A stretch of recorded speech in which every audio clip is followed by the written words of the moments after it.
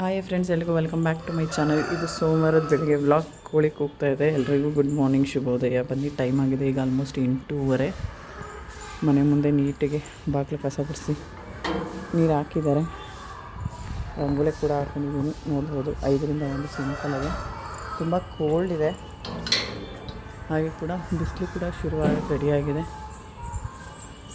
ಹಾಗೆ ಬನ್ನಿ, ರೂಟೀನ್ ಶುರುವಾಗಿದೆ ಮಾರ್ನಿಂಗ್ದು.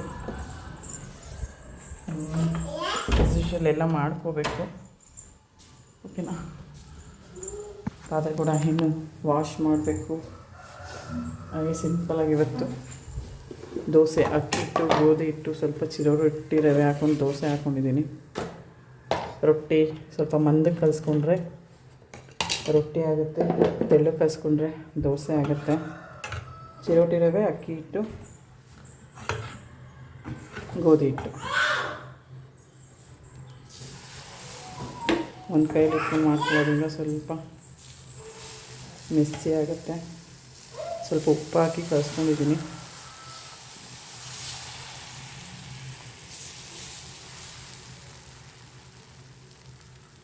ಈ ಥರ ಬೇಕಾದ ಸ್ವಲ್ಪ ಆಯಿಲ್ ತುಂಬ ಕಡಿಮೆ ಯೂಸ್ ಮಾಡೋದು.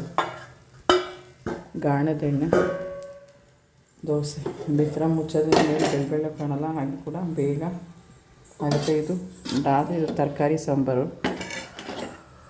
ಬೇಕಾದರೆ ಹಾಕ್ಕೊಂಡು ತಿನ್ಕೊತೀವಿ. ಹಾಗೆ ಇದು ಹೋಟ್ಲ್ ಸ್ಟೈಲ್ ಮಾಡಿದ್ದೀನಿ. ಬೀಟ್ರೋಟ್ನ ಎರೆದುಬಿಟ್ಟು ಸಣ್ಣಗೆ ಹಚ್ಚಿ